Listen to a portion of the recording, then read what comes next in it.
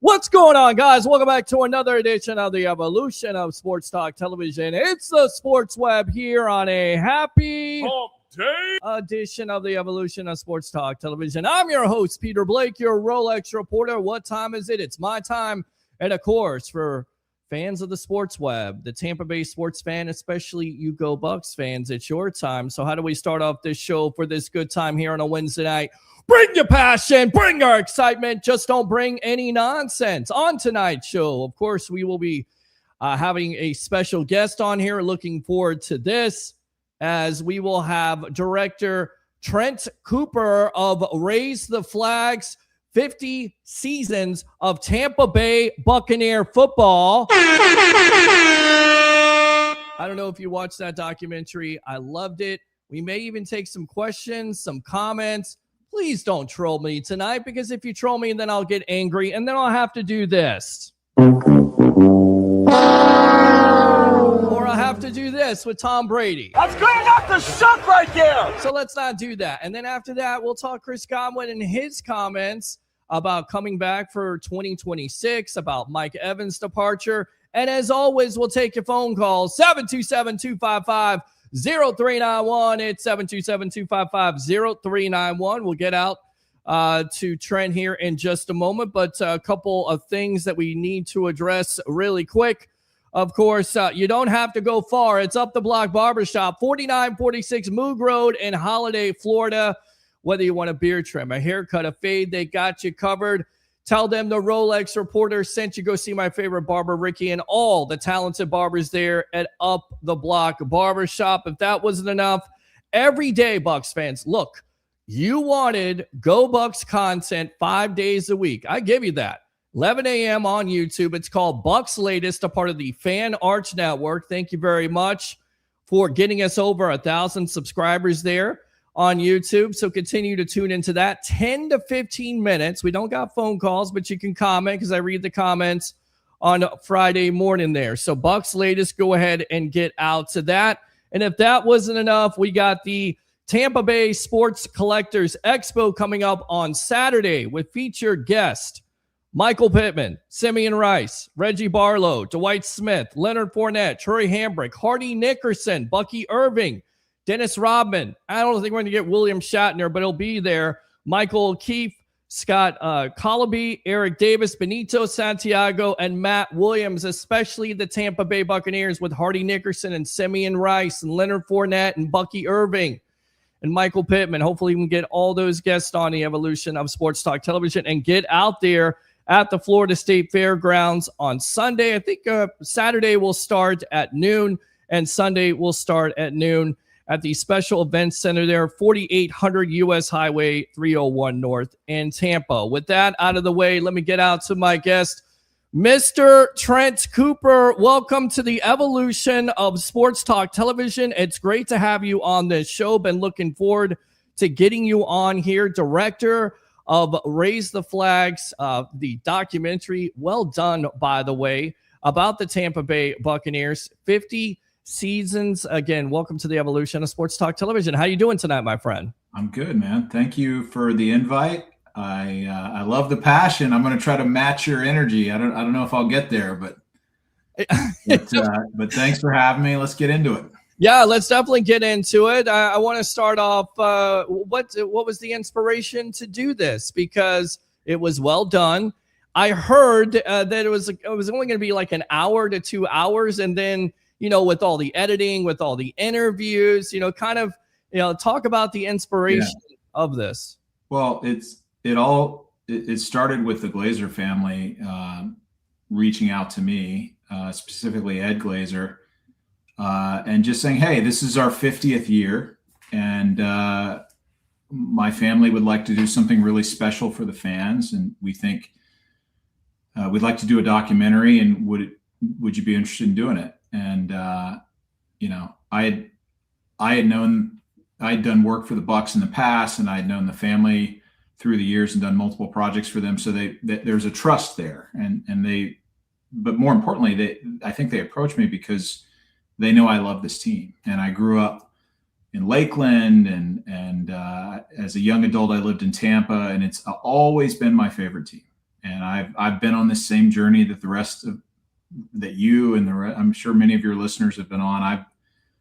I've been through the pain and the suffering, but I've also seen this team climb out of that and get all the way to the mountaintop twice. And I felt all that joy, and I felt all that pain, and they knew that I would take this very personally. I'm also, a storyteller and a filmmaker, and I had some success in doing that. So they thought, between the two things, this guy's pretty good at what he does, and he loves our story. Put those two things together, and let's go make a doc.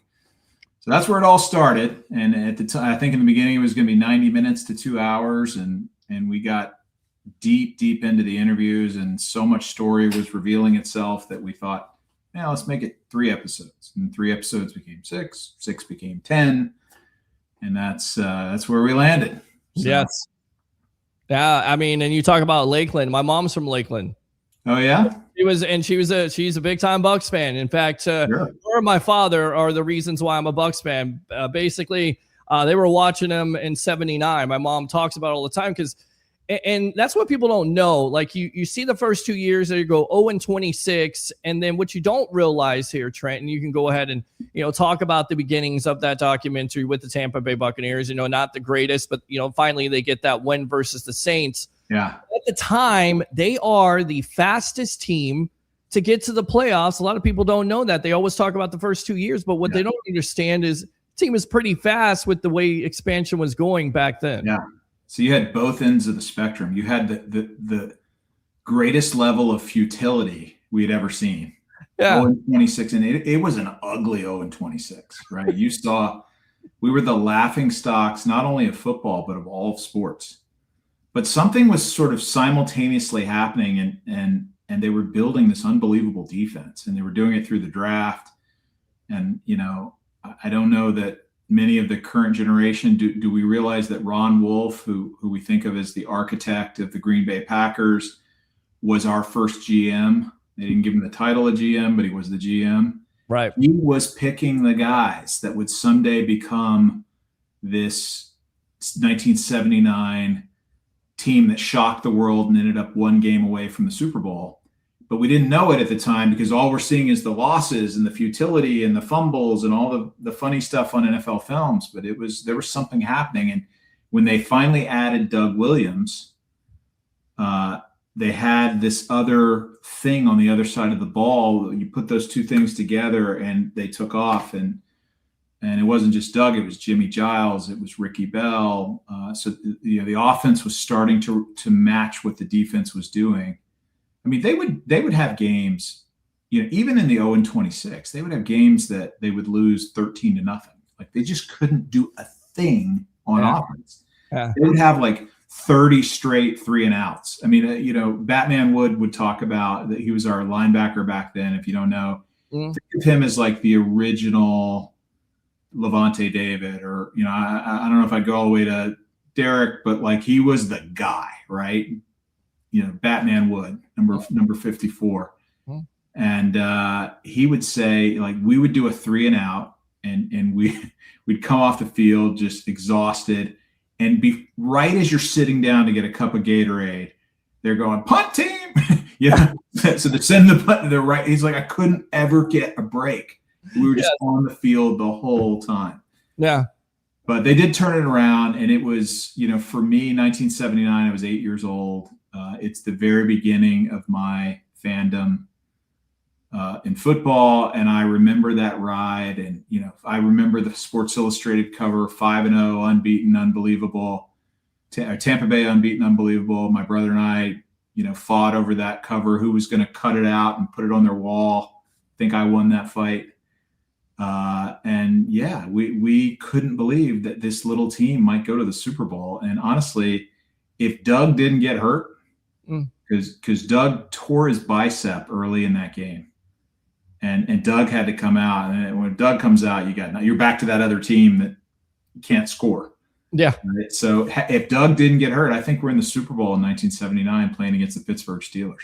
I think you're right. And, there was one person who said this over and over again, and I always thought she was just, full of it. But first and foremost, never doubt your mom, because usually mom is right. Here she is right here from Lakeland, Florida. There's Trent Cooper right there, director of Raise the Flags from Lakeland, Florida right there. And it's your mom? Yes, that's my mom, Sandra Nagle right there. She says, watching the best sports talk show in the Tampa Bay area, the Sports Web. Go Bucs. She says, go Bucs, go Bucs. Wait up, Will Bucs. Wait up. Go Bucs. Sandra, yes. Where did Sandra go to high school? In what part of town does she live? I believe she went to Lakeland Dreadnoughts. She was a Lakeland Dreadnought. Boom. There you go. Look at that. Small world. She was Lakeland Dreadnought. She was talking about that. And I always say she's like my agent on the show. She's going to be my future agent because she never misses a show here, Trent, ever. Right. And she always says the show is good, even when the shows weren't good. It's called Unconditional Love. That's it. You got to love that. And it's funny you say 8 years old, because that's when I became a Bucs fan. Yeah. When I was 8 years old, I remember 1988, 1989 season there. I remember the first draft, 1987, was Vinny Testaverde. And I'll throw a story out really quick, because I always kind of tell this, and I have to show you, I have to go full screen on this. but this is a Bucs jacket I used to wear at Bayonet Point Middle School. Now, I used to wear this every day. And somebody that when you're back in 93, 94, it was tough to be a Bucs fan. So somebody actually took a lighter and burned a hole into this jacket. And I always say to people, when you're a Tampa Bay sports fan, you never stop going, you never stop, liking your team, you never stop following the Tampa Bay Buccaneers. And I also say that fire never went out of me, because from that moment on, when I was 13, 14 years old, I knew I wanted to cover the Tampa Bay Buccaneers. But furthermore, check this out. So if you look at this has Paul Gruber on it, one of the greatest Tampa Bay Buccaneers. It's signed right there. So we immortalized that jacket. I'll never forget that, because when the Bucs won the Super Bowl in 2002, I was looking for that kid who burned my jacket. I was much bigger back then than I was when he burned my jacket. But again, I always tell Tampa Bay sports fans, you think last season was bad, go back to those seasons and let's talk about it. Doug Williams against the Rams, and I hate the Rams, but an emotional chapter there that you did with Doug Williams. Go ahead and kind of talk about it. People missed that, didn't get a chance to see that episode. And yeah, there's a lot to him. And I didn't know, because I was just a little kid. And maybe when you're 7, 8 years old, you're not supposed to know some of these things. But man, wasn't easy to be a black quarterback in the South at that time. He was the first ever to be drafted in the first round and to be like the face of a franchise, let alone in the South. And as progressive as Florida is at times, there were people that weren't in that camp, and he got lots of hate mail, and he got some really ugly racial things that would be sent through the mail, and death threats and all these things. And he kind of just wore it all. He just kept it to himself. Leroy would talk to him about it. Leroy's wife would talk to him about it. But the most tragic thing that was going on is he was underpaid. He was sorely underpaid based on how good he was. And when he held out for what would have been his second contract, he said, look, I would love to stay here and come back, but I need to be paid $600,000 a year. Wasn't back then, $600,000 wasn't the number one highest paid guy in the league. Sure. But it was, it was up there. I would say upper third was, about what he believed, less than what he believed he deserved, but thought a reasonable number. And they fought over it, and it was very public, the dispute. And he never got his deal done with Mr. Culverhouse, and he ends up moving on. But the most tragic part of it, the most emotional part of it, was during that salary dispute, he lost his wife to a brain aneurysm. And so this young married couple who had a newborn daughter, their first daughter, it was the happiest time of his life. He's playing on this team that's made the playoffs 3 out of 4 years. He wants to stay in Tampa. He's got his first child. His wife tragically dies. No one saw this coming. It devastated him. It also devastated his teammates. They loved this woman. She was cool. She was everybody's friend, and she was taken too soon. And all this is going on in the midst of a contract dispute. And we ultimately say goodbye to Doug Williams, the face of the franchise, largely responsible for making us relevant. Yes. Just an awesome leader and a fantastic human being. We say goodbye to him over basically $200,000, because I think the ownership at the time was willing to get to 400. They weren't willing to go to 6. Yeah. And Doug's a principled guy, and he's like, look, man, it is what it is. I've done the research. This isn't even, I'm not even being a pig here. This is fair. And if you don't want to do it, I'll just go be a school teacher. He was a really smart, educated dude.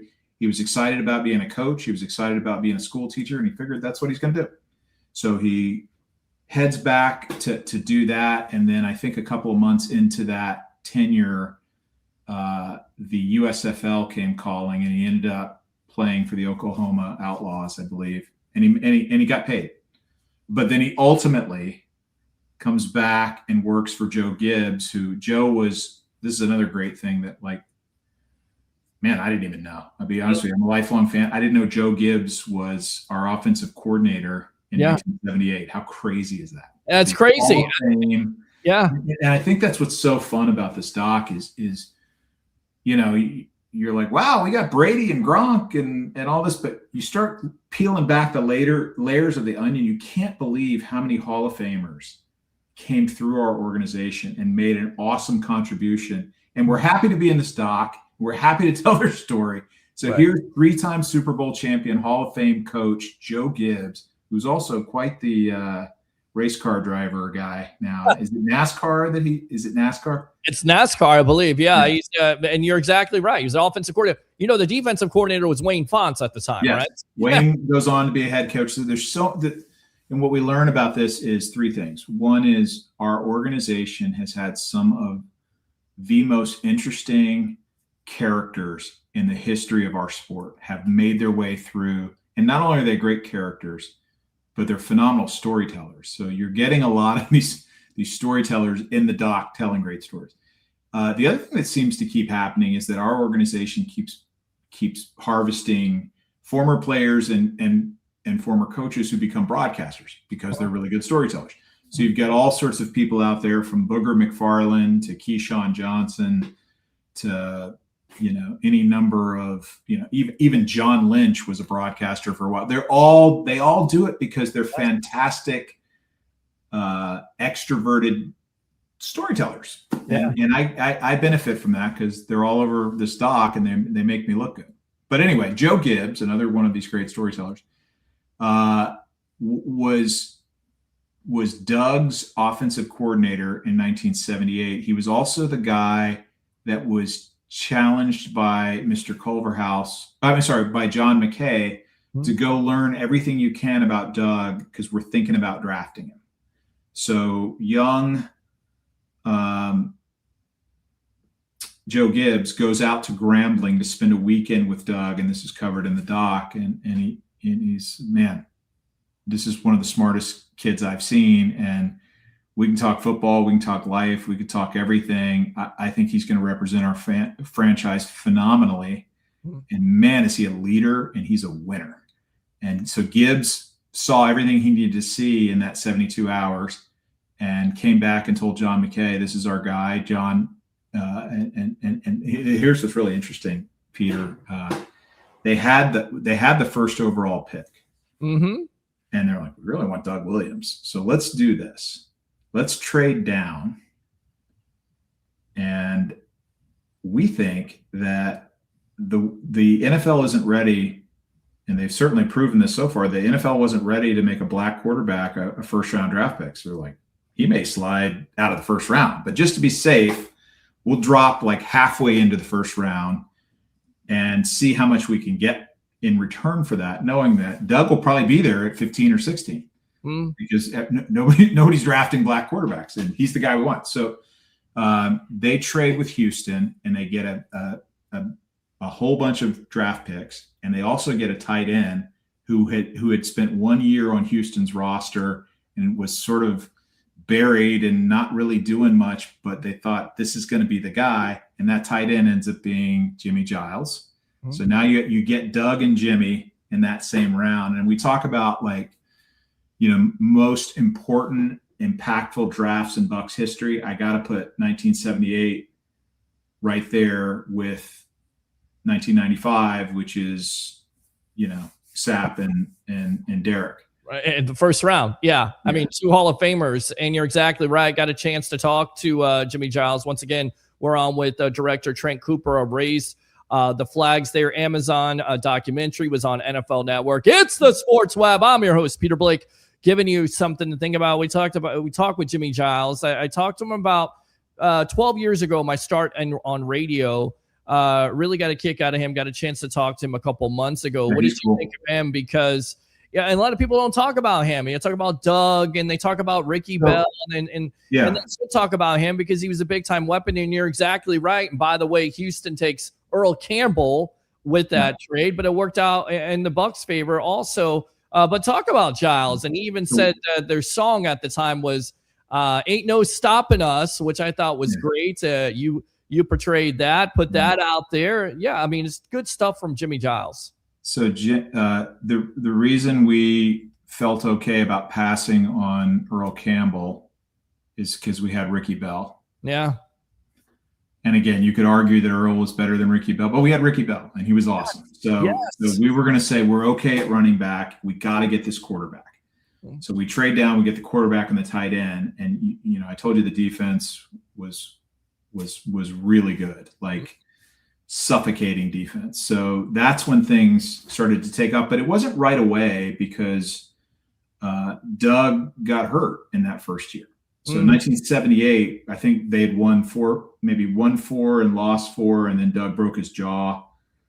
So it didn't 100% happen in 1978, but by the time Doug came back and it had been another year, that's when 1979 happened. But as far as Jimmy goes, hey, look, this is fun for me. You know, I get to tell Jimmy Giles that I remember being in the backyard with my neighbors and my brother, and we would, you know, the argument would be who gets to be Jimmy Giles and who gets to be Doug Williams. You know, so imagine how fun it is to be sitting there with Jimmy and tell him this. Now Jimmy's sweet, and I don't think this is the first time he's heard this. You know, he's probably heard this many times through the years, but for me, it's the first time I've ever thought about it and said it to anyone. So it's very special to me. He was really cool. We ended up having great conversations. I was a backup tight end in Division III football. So believe me, talking to one of the greatest tight ends of all time was a thrill for me. And for those that don't know, Jimmy, man, he could run and he was big and he could block.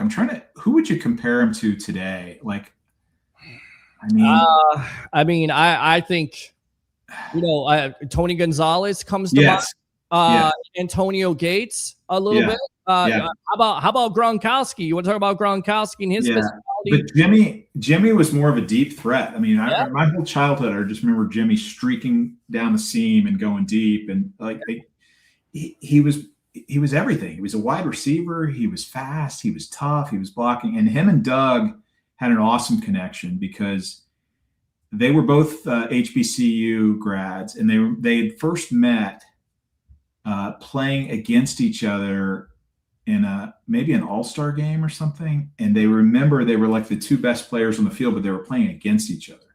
Yeah. The thought was, if we ever end up on the same team, how fun would this be?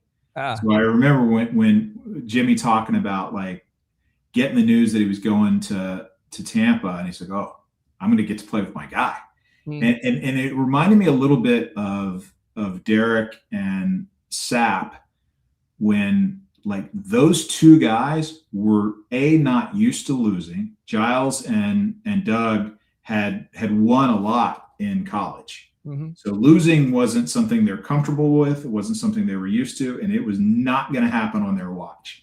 So the two of them were like, we're changing this culture instantly. This 0-26 shit is not us. Love it. And it was the same thing that Brooks and Sapp did. I mean, they came from Miami and Florida State, and they're like, we are not comfortable losing. That ends today. And I see it a little bit. Now, listen, Bain comes to us. Ruben Bain Jr. is not showing up after 0-26 or 14 years of double-digit losing the way Sapp and Brooks were.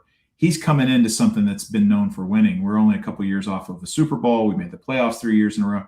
We had a bad end to last year. So it's not like this thing is really broken.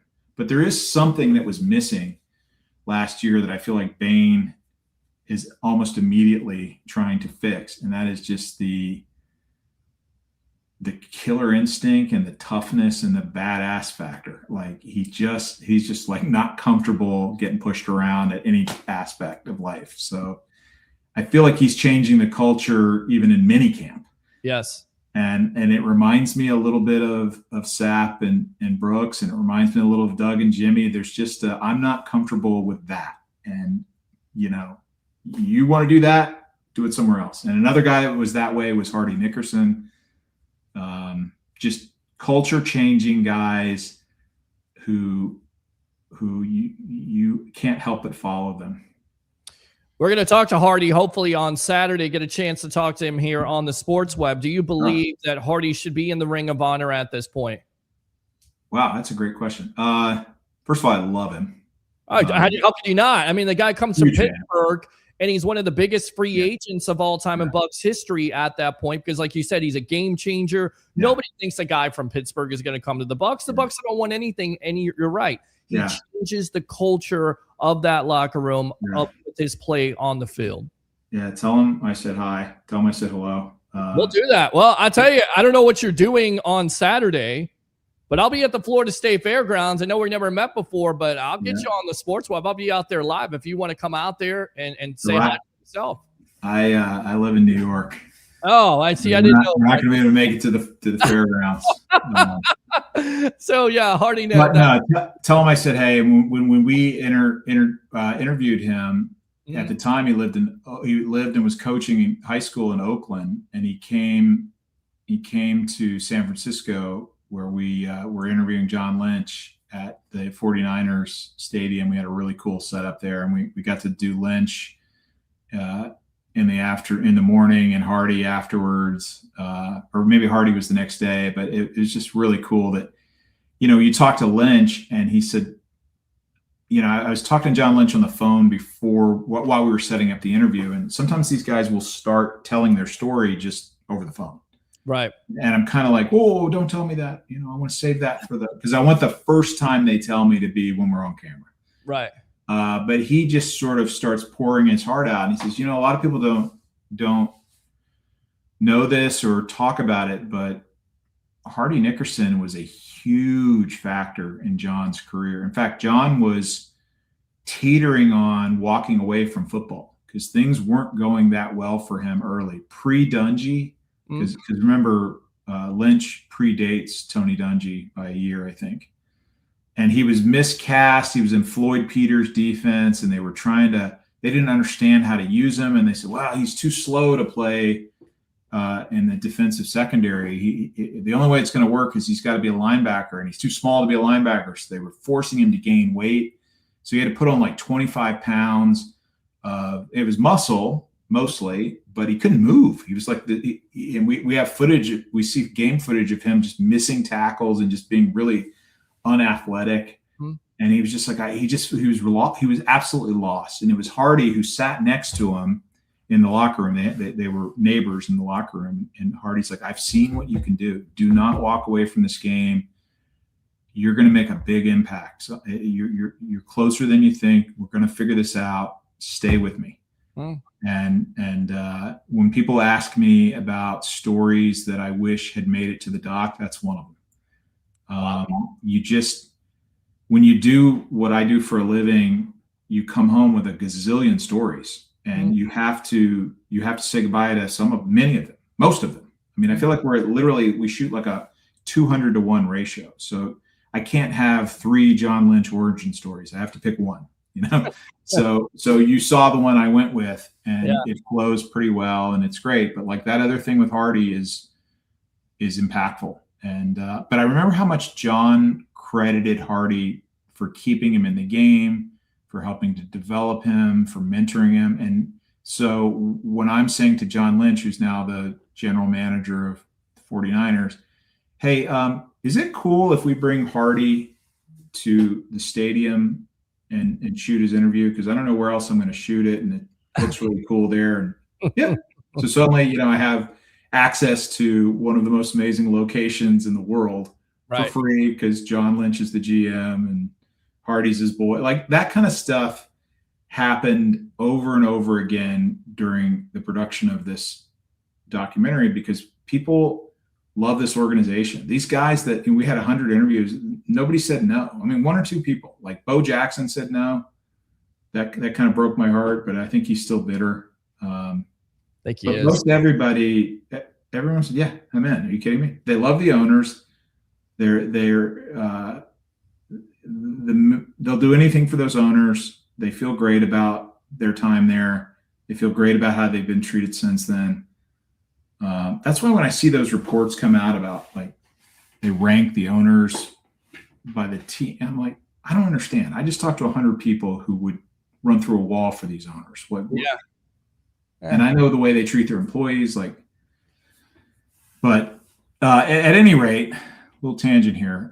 Love Hardy, love what he did for the team. He absolutely was a culture changer. He was first. He was the first guy to flip the switch. Then came Sapp and Brooks. Then came Dungy. And between the three of them and bringing Lynch and Allstott and all that just started to happen at the same time. And like a year or two later, we saw Rondé start to develop, and it's just a killer story. I mean, I think the fun for us fans is when you suffer that long and then they turn it around. That turnaround is so much fun to be a part of. It is. And you see a lot of, like you said, all the players coming in there, Hardy, and then, Sapp and of course, Brooks and Barber and Allstott, just, some great players at the time that, were big time pieces, big time cornerstones for that Bucs franchise. I want to go out to some of these comments here because we want to take some comments. We definitely will take some phone calls, but I definitely want to get some more stories out of Trent here. But best Bucs documentary ever. The entire spectrum of organization was captured. Masterpiece. Agree with that. If you are a true Bucs fan, that documentary brings back all of the old emotions about our team, which is why I always go, if you got a bad taste in your mouth from last year, and I get it, going 2-7, second half, 8-9, missing the NFC South, watch that documentary, see how many losing seasons, talk about 95 with Sam Weiss. I mean, there were plenty of years there where the Bucs start off 3-1 and don't win another game. We've been through that. We saw that together. So as much as you think it's not as bad as you think it is, if you go back into your history, you're really, you're a victim of the moment, right? Let's go out to Steve here. I've been binge watching it a lot. I like the spoils of victory when the Bucs beat the Eagles and shut down the vet. When John Gruden took the air out of the Chirpy Stadium to dead after losing to the Eagles 3 times. We're going to get back to that in a moment because that's one of my favorite moments. But before that, it's 97, and I'll tell you why in just a moment. Now, Doug Williams got screwed by Bucs for sure. Then goes on immediately, wins the Super Bowl for Washington. Laugh out loud. The irony, not the only quarterback in your documentary to do that. That was Steve Young. That was another interesting story that we can definitely talk about. I had most of those albums behind him, just saying good stuff there, Russ. Let's go out to our friends there at Joe Bucs Fan TV. Cooper knows Ira Kaufman was the start of Raise the Flags. He just won't admit it. The sage of Tampa Bay, which he needs to come on here sometime. Always love talking to him. But what is Joe Bucs Fan talking about? The sage of Tampa Bay, Ira Kaufman, the start of Raise the Flags. Yes. I love Joe Buck. I love the guys. But I think that might be a typo. I think they said the start. And I think they meant the star. They fixed it. Star, there it is. The star. Well, listen. I could think the sage of Tampa Bay. The sage was the star. Yeah. See, he was the star of it. Yeah. So talk about Ira Kaufman. How a plethora of football knowledge when it comes to that man. Talking about it, of course, being a Hall of Fame voter and deciding, to put in Sapp and Brooks and Leroy Salmon and. Hopefully one of these days, Mike Evans and Simeon Rice. We'll see how that works, as I think Simeon Rice deserves to be in there. But kind of talk about Ira Kaufman. Your thoughts on him? Yeah, so we knew when we sort of sat down and did the interview list and figured out we wanted a core group of local journalists that knew and felt and experienced the story deeply and could help guide us through. So if you think about documentaries, many of them have a narrator. I don't do that. It's very rare that I use a narrator. It's just not my style. So I like to find voices that can help us guide us through the story.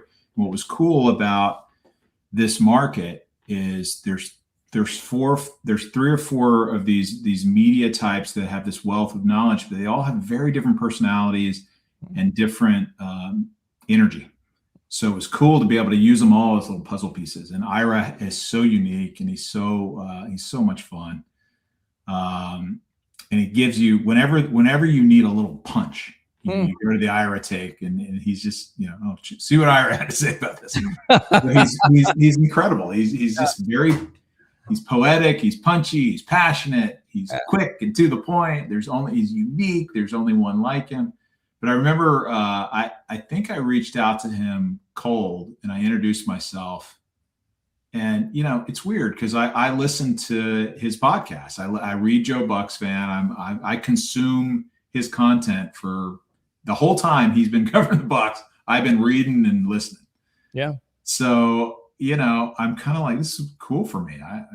I get to meet Ira, and now we've become buddies and we text each other all the time and bust balls. And it's a nice side benefit of this job. On draft day, instead of sitting there with my brother and my buddies going, I can't believe we're taking this. I've got that text thread going, but now I have one going with Ira and one going with Stroud and some other people. And I kind of, I got that's my side benefit of doing 2 years of work on this project.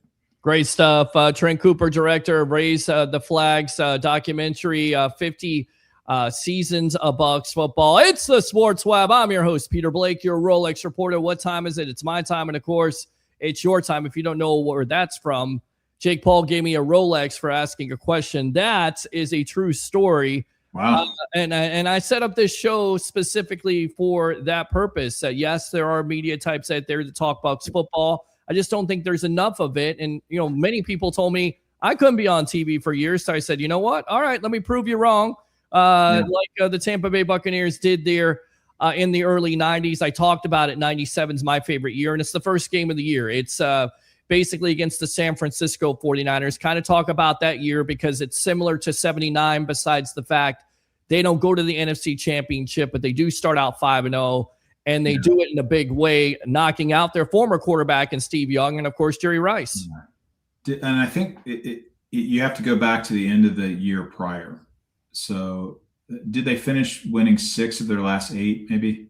Correct. And it was the speech there against, I believe it was Denver, ESPN, where, Sapp and Brooks, they come together. I knew they were going to be something special the year before versus Green Bay when they went up to Green Bay, even though they lost. I think they lost 13-6 to Brett Favre. You knew that defense was coming together with Sapp and Brooks.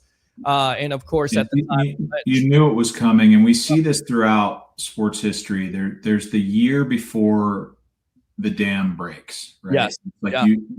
Maybe you didn't make the playoffs, maybe you didn't have the record, but something had happened, and you turned a corner, and even though you lost and were eliminated or whatever, you knew it's just a matter of time. Well, that was their moment, and then they come into that 1997 year, and I think they changed the uniforms, which was funny. You'd think that doesn't make a difference, but weirdly it did, and it sort of like exorcised some weird demons, and it ushered in this whole new attitude. And I think they talk about it in the doc. It's like there's this feeling like they were pirates, and they were badass dudes, and you saw it in that first. They were just relentless in that first game. They didn't beat the 49ers. They beat the living shit out of the 49ers.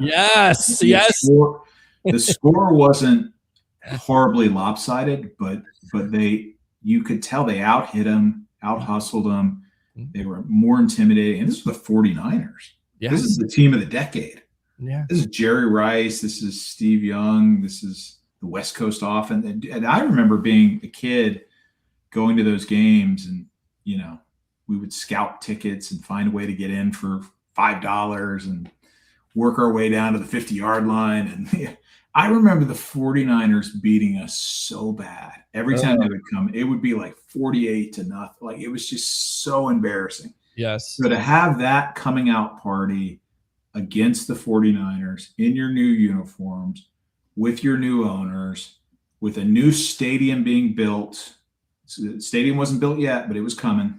Yeah.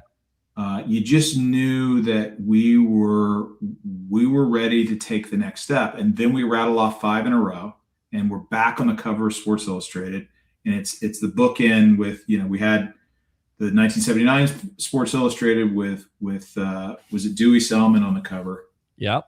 Wow. Was Dewey number 54? Did I get Batman? No, Batman was 54. Anyway. Was Batman it was Batman or Dewey. I think it was. But Dewey's on Sports Illustrated. I know that for sure. So So Dewey's on Sports Illustrated, but Sports Illustrated in '97 was work done. Yeah.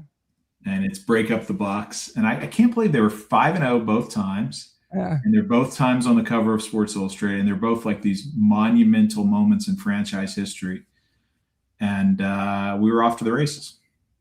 Definitely we're off to the races. I want to go back to Steve Young because I think that was intriguing. That was an intriguing story there with him getting traded to St. Louis at the time and then calling the owner and Hugh Culverhouse and knowing how much of a tightwad he was and how he wasn't, looked at as a great owner, how he actually said, you know what, we're not going to trade him to St. Louis. We're going to trade him to San Francisco. And, of course, the rest is history. He untrades him. Yes, untrades him. So – it's kind of cool. So when, I used to be a screenwriter, and when you craft a character, you have to have multiple dimensions or they're just flatline and they're all one note. So, it's easy to think of Mr. Culverhouse as all one way, but he had these other qualities that were wonderful. Yeah. He did a lot of things for the community, and he did a lot of things, and he helped us, he put us on the map, and we got a lot from that era. But you only think about some of the negative things that people like. But here's a very positive thing where Steve Young boldly says, "Hey man, you told me a couple months ago I'm your guy, and we're going to do this together, and we're going to be together for the next 10 years. And now all of a sudden you're trading me, and not only are you trading me, but you're trading me to a team that's worse than we are." And you're killing me. You're killing my career. Yeah. And I need you to fix this. And to Mr. Culverhouse's credit, he said, "You know what? You're right." He said, "Give me a minute." And he calls and undoes a trade. And suddenly he says, "I'll give you 1 week to find a new home, and you go where you want to go, and we'll make it happen for you." And that's when the agents started working through, and they end up getting in a conversation with Bill Walsh, and Steve Young becomes a 49er. So lo and behold, Mr. Culverhouse comes out looking pretty good in this situation. And we see some integrity there. And we see a very likable, noble thing that he did for Steve. Steve's a great dude. And Steve's good in the stock, man. He's funny. Yeah. By the way, I want to make this super clear. Yes. The doc is still available on Amazon Prime. It's not going anywhere. If you have Amazon, go watch it commercial free. It's at a very high resolution. We spent a little extra money to give it to you in the full 4K, whatever that is. Yeah. It's awesome on Amazon. It's not going anywhere. The NFL Network run was last week, and it was a cool way. Again, this is always about, this is for the Glazer family, it was always a gift to their fans. So they recognized not all of our fans have Amazon. Right. Or not all of them consume television that way. And it's true. We would like to think everybody does, but they don't. But maybe there's others that have NFL Network that don't. So they wanted to make it available for free on NFL Network. And so that's what we were able to do last week. It was very cool. A ton of people saw it. We got a lot of great comments. But that has already happened. So now but you can still see it on Amazon. So you can, I just want to make that clear. It didn't go anywhere.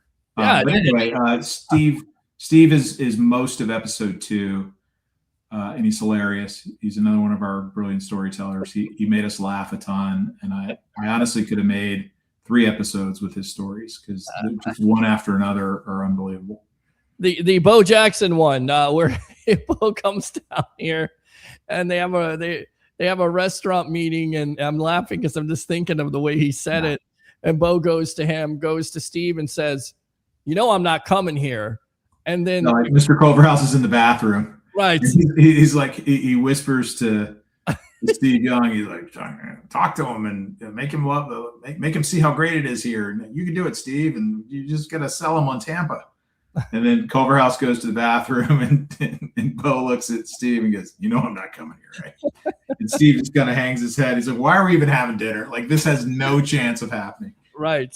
And Bo was always bitter because, Culverhouse ruined his eligibility when it came to, college baseball. He wanted to play baseball. He wanted to play football. And, of course, and the Bucs, that was one of their monumental mistakes. I mean, they had plenty of first-round picks.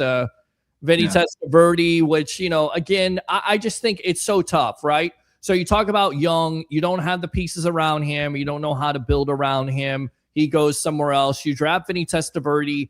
You don't put the pieces around him. What did you learn from Vinny in that time? Because like you said, you mentioned it, because it was the scuttlebutt going on that the reason why Vinny was throwing so many interceptions at the time is because he was colorblind. Yeah, I think that's bullshit. I mean, I think Vinny did a pretty good job of explaining what that even means. Right. When you're an NFL quarterback, it's not the nuance of, purple versus navy. You're not getting, everything's very high contrast. Guys have white uniforms and right. green. Like, it's very easy to see the difference. He was never confused by the way, he is colorblind.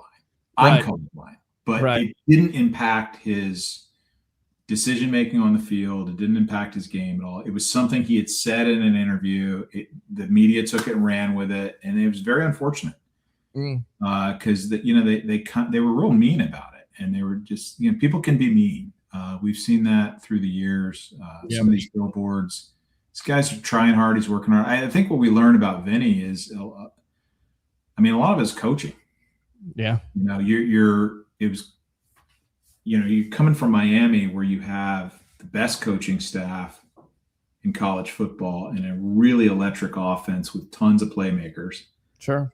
And then you come to Tampa, where you've got this incredibly dull, one-dimensional, unimaginative offense and a really stubborn coach who's trying to make you something else. Right. You don't have the weapons around you. You're running for your life, and it gets away from you very, very quickly. And we saw when Vinny left, he ended up having, was it a 16-year career? Was it 16 years after us or 16 years total? It might have been 16 after us. It seemed like it, because he played for, of course, the Browns at the time, who made the playoffs, and then he plays for the Ravens, I believe, and then he gets with Parcells, and we see what he can really be. Takes them all the way to the AFC Championship game versus Denver, which, by the way, I believe that year Denver played another former quarterback in Chris Chandler for the Atlanta Falcons. Yeah. He got to the Super Bowl. Another quarterback that goes, Trent Dilfer wins the Super Bowl for him. But you're exactly right. Vinny played for a long time. Think about, like, in your knowledge of football and love of this game and love of history and everything, like, how many really talented quarterbacks do you know that really succeeded, became superstars, won Super Bowls with bad coaching? Not many. But I can't think of any. But I'm sure there's a few. But, like, not many, right? But how many superstars, Heisman Trophy winners, can't miss prospects come out in the draft and with bad coaching? Like, it's a big factor. Yeah. And I can't say Vinny had no blame, but look at Steve Young. When he was in Tampa, he couldn't do it either. Yeah. So it's a factor, and you gotta, if you're on the player side of it, you have to own your half of it, but there's this other half that matters. Yeah. And Vinny didn't have the other half. I agree. All right, let's go out to the comments here. We'll read these. We'll talk more here with director Trent Cooper. Loving the background on the GOAT. Thank you. Absolutely. Tom Brady, we'll get to that. Really love that the whole Bo Jackson fiasco, building of the Super Bowl teams. Dave says, Ira, come on, the Sports Web, Joe Bucks and Sports Web collab would be great. We've had them on before. We'll have them on again. John Lynch got into the Hall of Fame, got his ring. I'm happy. Laugh out loud. Dave Ruffalo, Mr. Cooper, love your taste of music. I see you have the Benz Radiohead in your background, so they got good eyes. I didn't see that. They do a lot. That's the second mention, by the way, on your musical taste, so that's good. Would love Peter the Greek and Joe Bucks fan meet up here soon. That could happen. 97 was such a great year, one of my favorites. Taking calls. We are taking calls, but we're still talking about it. But open phone lines if you want to call up and you have a question for Trent Cooper, 727-255-0391. It's 727-255-0391. Lamar there, Aloha, Peter H. Blake, and Trent Cooper, all the way there from Oregon. The once we went to Red and Pewter, we cried for the creamsicle orange back. Where do you stand on that? Because you're old school. I always said, you know what? It brings back bad memories. It's Bucko Bruce with the knife in his mouth, and it's all associated with losing. And then you kind of look at it once again, going to the late 70s. There were some winning seasons there with that 70s team. Not much in the 80s, not much in the 90s. How do you feel about bringing back the creamsicle and how a lot of the fan base wants to see this uniform kind of come back full time? How do you feel about that? No, definitely not full time. No okay, way. Not full time. No way. Okay. No way.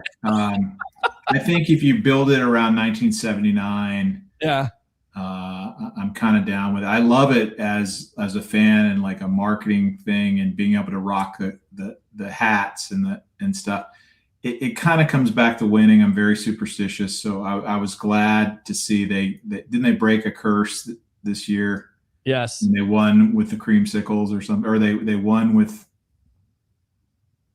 Have they ever won with the cream? I can't remember that, but it seemed like they exercised the demons, and so now I feel like they could certainly wear that uniform once a year, and everybody would be fine with it. Well, the Whites creamsicle, they beat Seattle, the eventual Super Bowl champions, on the road in a thrilling 38-35, of course, win there, where defense was optional. But, you know, that's the potential of that team. But it's always like, yeah, the creamsicle, they can't win in it, and it's bad luck, and a lot of people like it. And a lot of people want to see Tom Brady in it. Tell you what, let's go out to the phone lines here, because I told you we'd take some phone calls. Keep your questions and comments to a minimum, because we got more stories to tell here. We're going to try to keep them on as long as we can to talk more Bucs and talk more Bucs documentary here, Raise the Flags, 50 seasons of Tampa Bay Buccaneer football. Jim.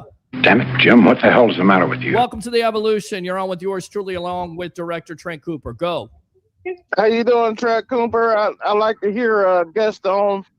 We be on here all the time, me and Peter Blake. So yeah, well, I wanted to ask you about when Derek Brooks and Warren Sapp came in. How do you feel about that? Jim, appreciate the call, my friend. Use the second one if you want to. Yeah, right. Kind of talk about that. I mean, that was kind of the changing of the franchise, and you know that whole story there, and who would have thought that you get Derek Brooks? Not only do you get Warren Sapp at the time, because you trade out with the Philadelphia Eagles of all teams, and they draft Mike Mamula from Boston College, a guy that was unknown at the time until he got to the combine. You get Sapp, who's out of Miami, who go top 5. But then you trade back in with the Dallas Cowboys. Jerry Jones, what are you doing? At 28, you get Derek Brooks, who a lot of people thought he was, small, too small, just ridiculous. And they turn into 2 Hall of Famers. So kind of talk about, once again, those cornerstones that really changed the face of the franchise. Well, if you're from Florida and I was, and all we watch on Saturdays are Florida State, Florida, and Miami. Now, It doesn't matter which of the 3 is your team. You're still keeping an eye on the other 2 because you have to. So we had seen Derek Brooks plenty. Now, I was a Florida State guy, so I saw him every weekend. But you saw what a game wrecker this dude was, and you saw how fast he was. And I don't know. It's kind of the way I feel about Bain. Like it's undeniable when you see that much destruction happening on Saturdays. You got a pretty good chance it's going to translate. And it was just relentless with him. And it's fun seeing guys that fast. So I think with Derek, putting him with Hardy was really cool, and it helped develop him faster. And I think with Sapp, I mean, he's so disruptive, and to be that disruptive up the middle, it just destroys offenses because the quarterback can never step up into the pocket, can't get comfortable. It just wrecks everything. So between the 2 of them, and when you watch the doc, you learn about their friendship and their connection. They're almost telepathic. They would room together on the road, and you look back and you see something on the field and you feel something. And Sapp tells this great story about that very famous fumble recovery where he's trying to scoop and score, but he's about to get tackled, but he can almost feel Brooks behind him. And because they're roommates and they're on another wavelength telepathically, he hears Brooks in the background, and he yells, either yells "doom doom" or "room room." I can't remember, but it's one of the two. And it's this little word they call each other. Yeah. And he just hears it in the back of his mind, and he knows if he just flicks it back there, his boy's going to catch it and take it to the house. And of course that happens, and it's like a no-look pass. And Brooks takes it to the house, and I think it happened in '97, and it's just part of the joy and the fun and they were just turning it around and coming on, and you couldn't stop that defense. It was just so fun and relentless. Yeah. So I love learning about that stuff. I always say to people, I only knew what I saw on TV, and what the announcers tell us about, and what I read about in the paper. That's all we knew. Sure. So until you sit down and hear the story about doom doom and room room and all that stuff, I wouldn't have even known to ask the question. Yeah. Except for to maybe say, hey, I remember that play. Tell me I always say to people, what's the story behind the story? Tell me the stuff I don't know. And then they get a little gleam in their eye and they start thinking of things. But yeah, I'm those guys, when you're that hungry and you're that hell bent on fixing and changing the culture and winning, and it permeates throughout the whole organization. They practice harder than they used to. They expected more of themselves. They were closer. Even the way they trained, the way they ate. I didn't know, this wasn't in the doc, but Allstott and Brooks had such a love for each other and respect for each other, but they were also very competitive. So if Allstott was working out at 6 a.m., Brooks would show up at 5:59 to make sure he's in the building first. Yeah. And I don't know if you know this, or maybe not all of your audience knows, but at the old facility, they call it the woodshed. Yes. Half the way, it was very they were bursting at the seams. They didn't have room. They didn't have enough real estate and room for a proper weight room. So half the weight room was outside in the Florida heat. Are you kidding me? It is so hot and so sweaty, and you're gonna be lifting weights out there, doing squats and bench and all this stuff. Yeah. So either Brooks or Allstott told the story of I was working out outside, and Allstott was working out outside because he wanted to torture himself, because he was I want the hardest possible workout. Yeah. And Brooks walks by one day, and Allstott's you're probably better off inside in the air conditioner, wouldn't you think? Guys like you. Next day, Brooks is working out outside with Allstott, and they become workout partners, and they never stop pushing each other. They also tell stories about the one day they hit each other in practice, that collision. And it was just this epic, coming through and the coach was okay, that never happens again. You guys are never going to hit each other again, because we can't lose either one of you. Mm-hmm. And then the same thing happened with Lynch and Allstott. They had their one epic collision. Okay, that never happens again. And, because these guys were some of the most ferocious hitters ever. Yeah. And when you can't have them hitting each other, somebody's going to get knocked out. So I love learning about all that stuff. I thought it was super cool. Yeah. Again, there's something really magical about being 24, 26, whatever, and just making your mark and making your move. And then the other thing was happening simultaneously is they were becoming great men and great human beings. And so much of that was from Dungy. And Dungy is showing them how to be fathers and showing them how to be brothers. And he's not Dungy, if you know him, he isn't a big, believe it or not, he's not a preacher. A lot of it is by example. Mm-hmm. A lot of it is very quiet, and every single one of them was hearing the message. Some people would say he's a player's coach, he's a disciplinarian. This doesn't fit with this guy, whatever. They were all down for Dungy's style, and I can't believe how impactful he was. I do believe it, because I met Dungy, and he was changing me. Just sitting across from him for a couple of hours, I was becoming better. So the magic of that man and how he helped develop human beings while he's teaching them how to play football, unbelievable. Yeah, I got a chance to interview him a couple times. He's amazing. I remember asking one of the first questions I asked him, what was the transition like from being a coach to being on NBC? And he said, listen, I want to go in there and talk X's and O's. And they kind of want me just to dumb it down a little bit. And I remember reading his book also with the interview with Rich McKay, which I believe you covered this maybe you didn't, but I remember you covered the Dungy part there where he gets the job, which, by the way, he's the third option. They're going after Jimmy Johnson and Steve Spurrier, and both are leaving the Bucs at the altar like Bill Parcells did twice. So get back to that in a moment. But going with Dungy, the thing from his book is he actually breaks his glasses. He doesn't want to be late for the interview. So he's, trying to fix his glasses. He's there with Rich McKay. He's making an impression on Rich McKay. And once again, the rest is history. But, getting to interview him was amazing. You talk about that part, learning about him, learning about the influence that he had on that Bucs defense, on that Bucs team, basically turning around that team from the doldrums, Trent. Yeah, there's so many cool elements to it.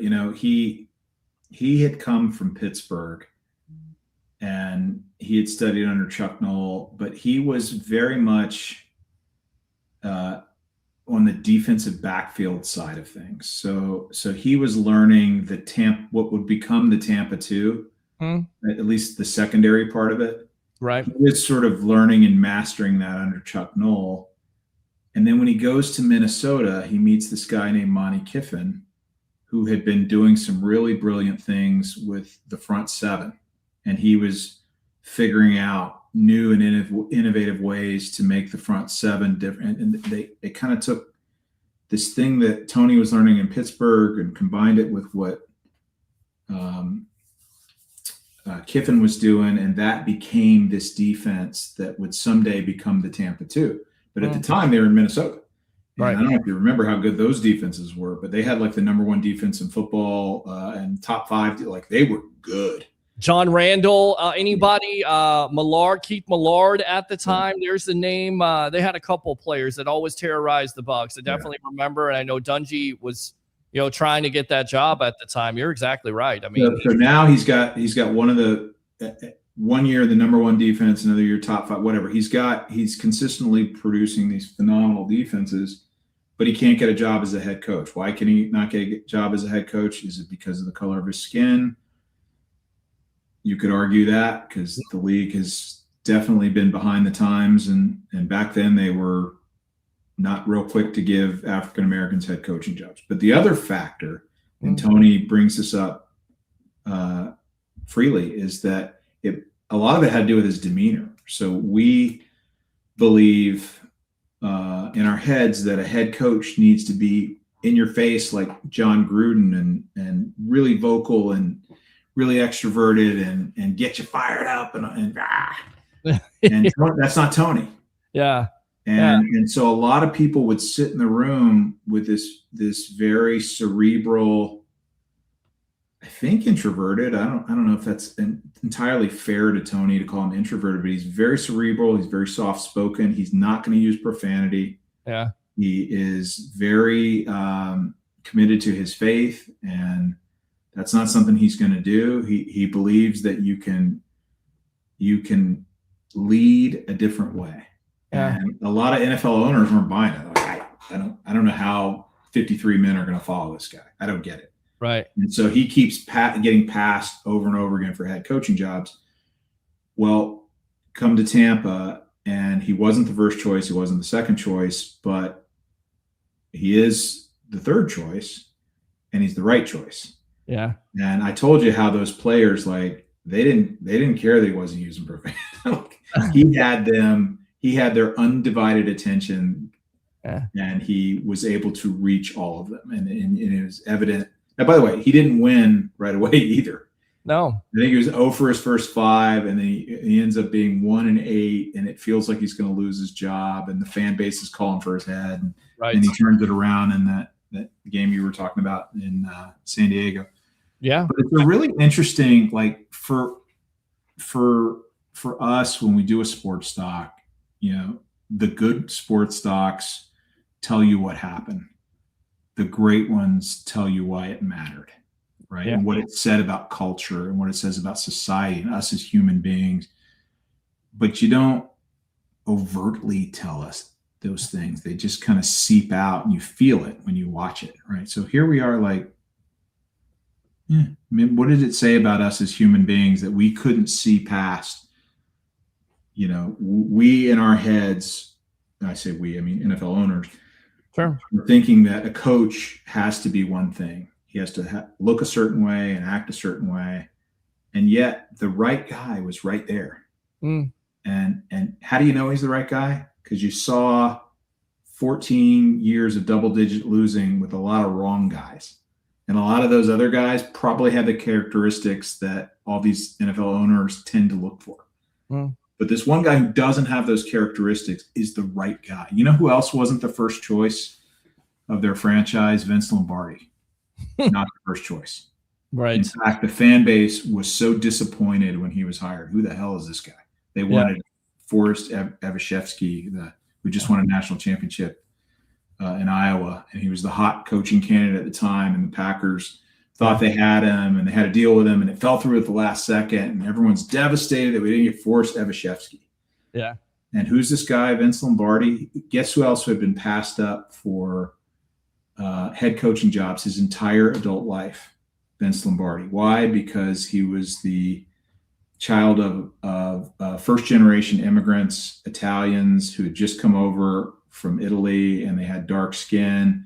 And when you come through Ellis Island at that time in American history, they think you're an immigrant and you're really good at manual labor, but you are not smart enough to lead men. You are not smart enough to be a boss, a business owner, a CEO, a head coach. Thank you, Mr. Lombardi. Why don't you just be an assistant? Yeah. And then somebody gives him a chance at age 45. He gets his first head coaching job at 45, and he becomes the guy with his name on the trophy. What does that say about all of us in society and why these stories matter? It says something. Well, it says never give up on what you want to do in your life, no matter how old you are, no matter how long it takes for you to do it. Yeah. Get it done. Do you think this is the greatest defense of all time? I've talked to Ira Kaufman about this. I've talked to Joe Bucs fan about this. I talked to Bucs fans about this. I believe this is the greatest defense of all time, simply because they created their own defense where everybody was emulating it at the time. On top of it, the longevity. And listen, if they have some type of offense, and I think this is what got Dungy canned eventually with his offensive staff, but if he's not so stubborn, let's say you have a Tom Moore or BA come in as an offensive coordinator, you have a decent quarterback at the time, like Trent Dilfer, but Trent Dilfer wasn't the guy. Brad Johnson, I didn't need to get the chance, but they have a decent offense. They win a couple of Super Bowls. Could you count, in your opinion, this defense as the greatest of all time? Yes or no?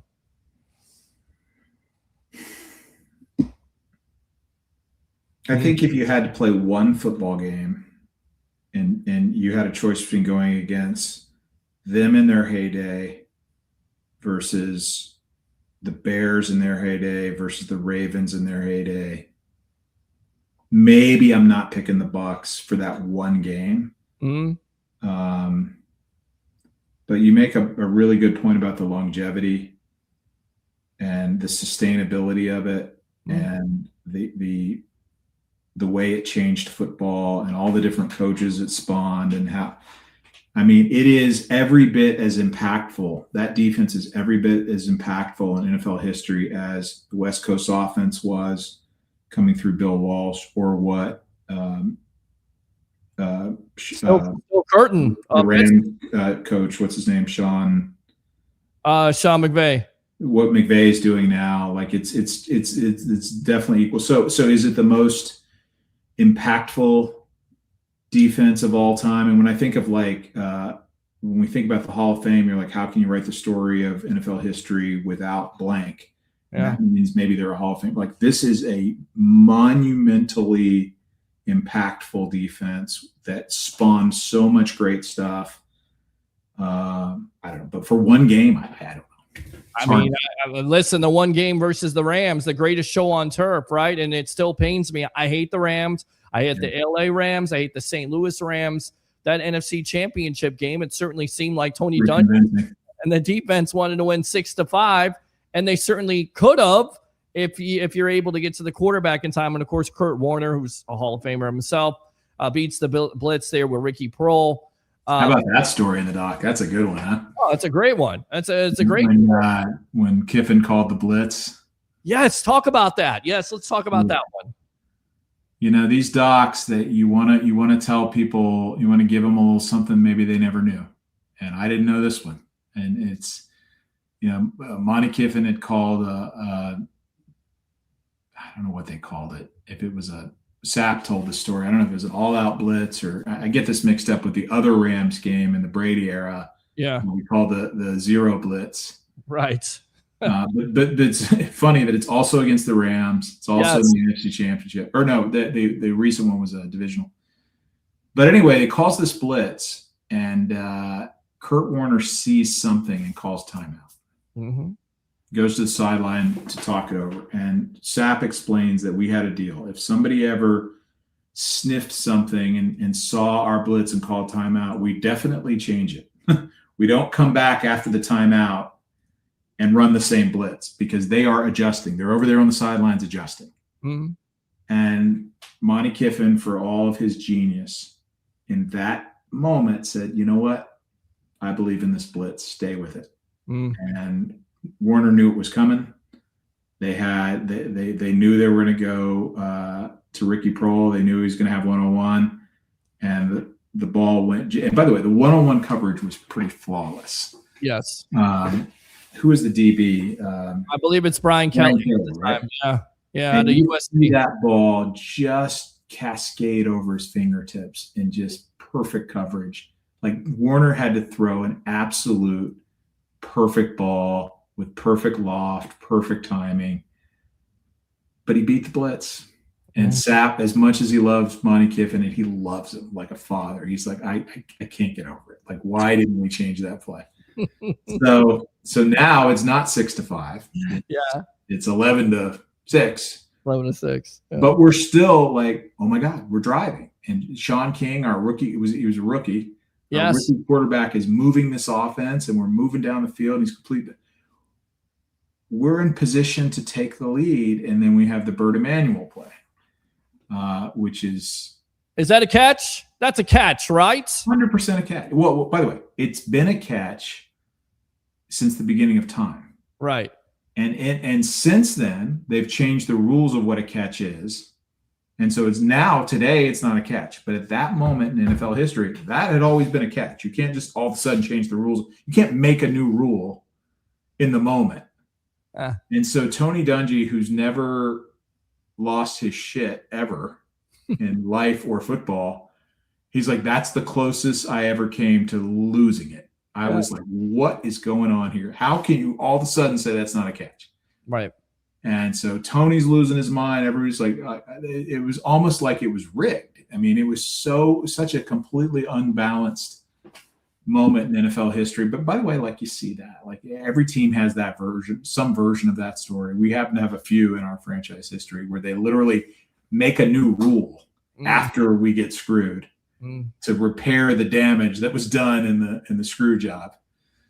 But yeah, so what an awesome game. And we were able to build, I think it's episode 4. I mean, we've spent like 20 minutes just milking that game and really getting into it. That's the other thing. Like, I have to thank the Glazers. Like, they gave me the time to just live in those moments. Right. And I mean, time on screen, budget to do it, like all the things you need to do to really tell a story. Like, they just said, do it. Do what you need to do. Make sure the fans love it.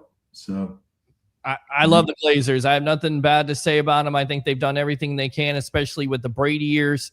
What I didn't know or didn't understand at the time is when, of course, they decide to relieve Dungy of his job, which I know a lot of fans didn't like. But at a certain point, you get to, and it goes back to what Dwight Smith said. I talked to him, and he said, it's not like you're a bad coach. It's just that you need a new voice, and they needed a new voice at the time. The offense had to get over the top. They go after Gruden.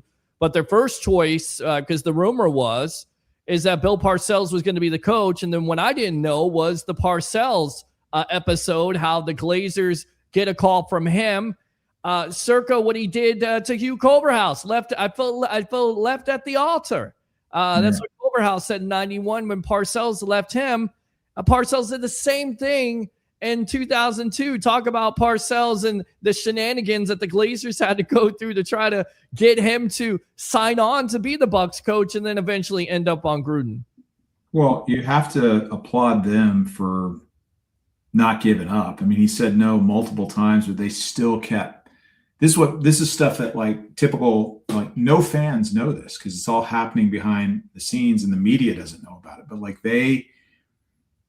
he had said no, or he had said yes. They actually had a contract. Right. And then he changed his mind.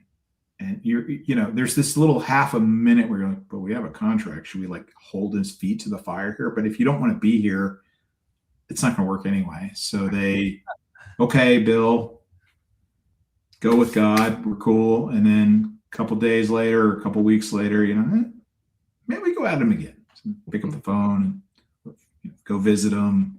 And there was always, every time there was a moment where Bill, he was right on the fence, and he's like, you know what, this sounds great. He always has to talk to my guy, which means his GM, and figure out where we are with personnel, and can we make like it wasn't. He wouldn't make the decision in the moment, but you could tell, according to Joel Glazer, you could tell that he was coming back around to the idea of being their coach. This is all happening after the media has reported that it's over. Bill has left us at the altar again. Yet there were multiple other times where he almost came back.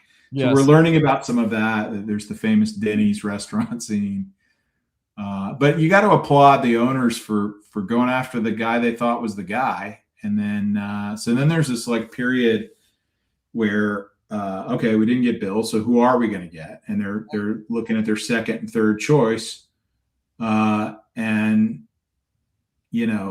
one of those choices seems to want an enormous amount of money, and they kind of look at each other like, we're going to pay that kind of money. Why don't we just get the guy we really want? It's John Gruden. Mm-hmm. And so they kind of go to Al Davis with this offer, and you know how that went down. So it's another story in NFL history and also in Bucs history where you think that this one thing is the thing that's going to get you over the hump, and you go for it with all your might. Yeah. And when you don't get it, you're left with this other thing that was the thing you should have had all along. Yeah. And what's really interesting is Keyshawn, who was super close to Parcells. I mean, they were friends. They were, they had like a father-son relationship. They obviously coach and player, and it's as close as it gets, right? Yeah. And Keyshawn thought this was the guy that was going to change everything. And that Keyshawn and Gruden butted heads most of the time that they were there.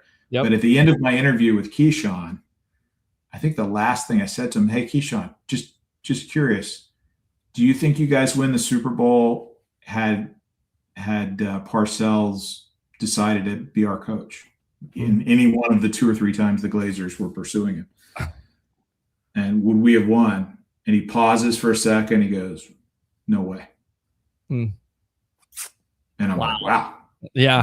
You're saying your guy, Parcells, wouldn't have been, because everybody always says Gruden just won with Dungy's team. And that's not true. Even Dungy will say that. Like, Gruden made a ton of changes. Dungy couldn't win with Dungy's team. Right. Gruden made all these changes. Got us over the hump.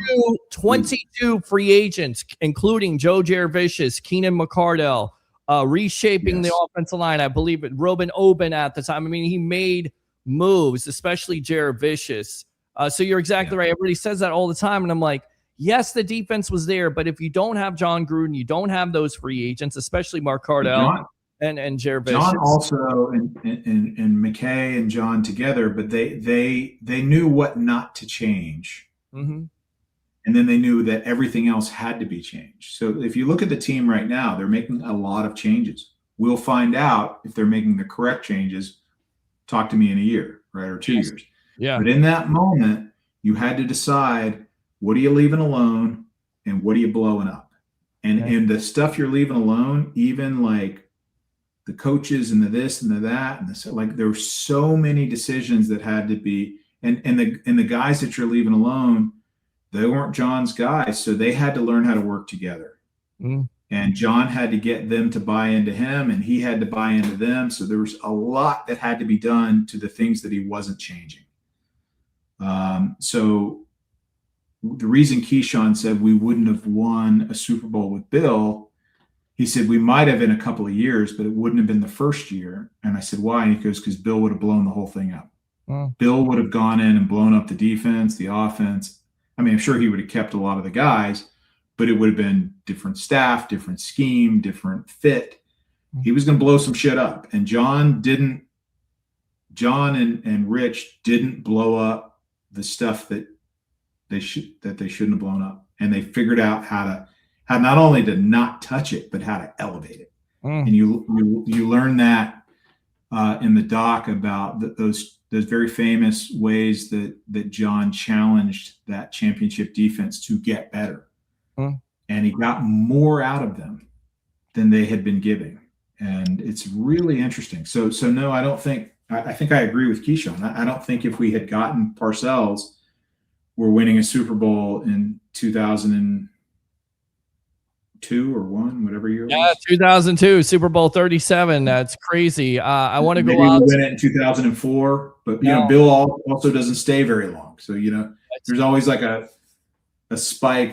Bill's like the coaching version of Fitzmagic. There's that amazing spike, and then there's Fitz doo-doo when he goes down. But Bill would always leave for some reason, and I don't know if he would have stayed long enough to cash in.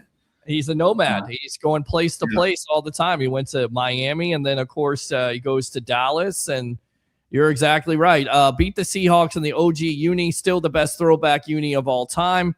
Tim says, I would be okay with creamsicle if they mixed it with pewter. I don't know if that will look good. Jem says, I met Tony Dungy a couple times when I worked at the St. Pete Times. It was obvious he was the type of man who treated everyone like he or she was no better than he was. A very humble, kind man.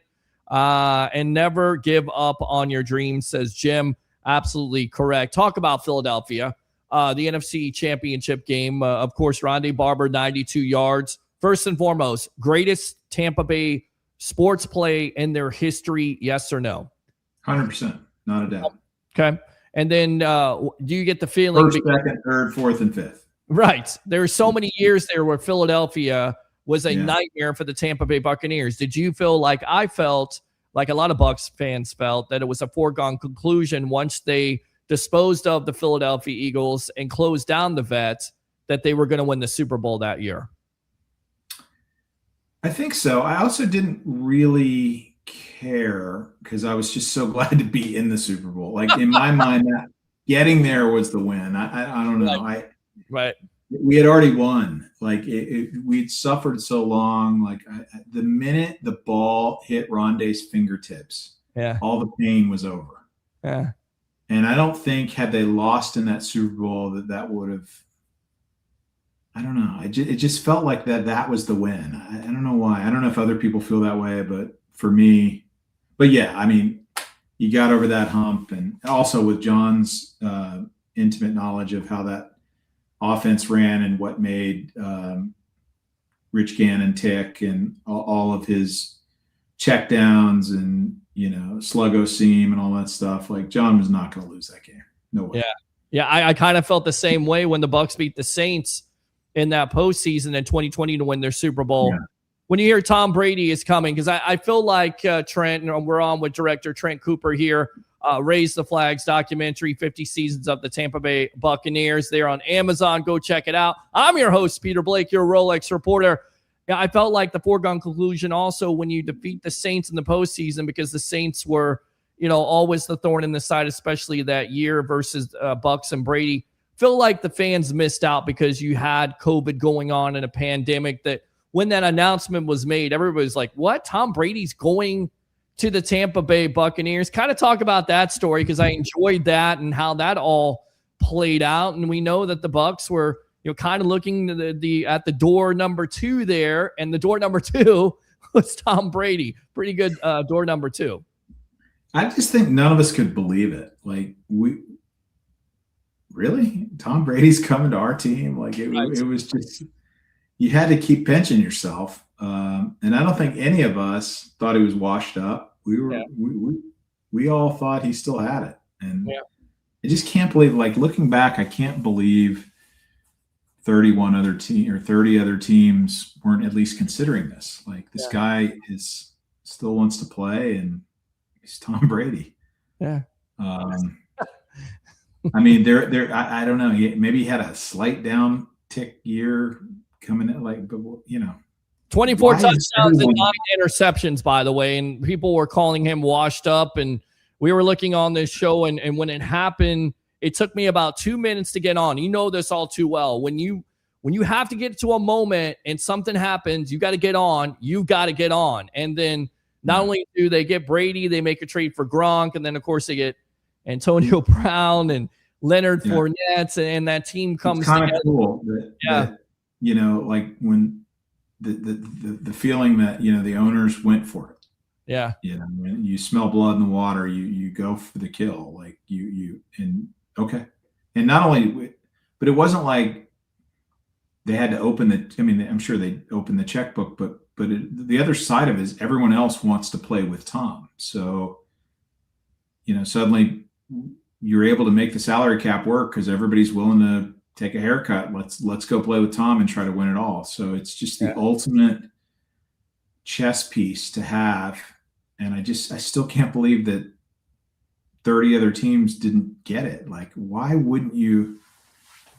I mean, maybe not 30 because you've got. Well, you have the Raiders. The Raiders. Dana White said that he had a broker deal where he convinced Gronk and Brady to go to the Raiders. And our friend there, John Gruden, said, "Nope, we're good. We're good with Derek Carr."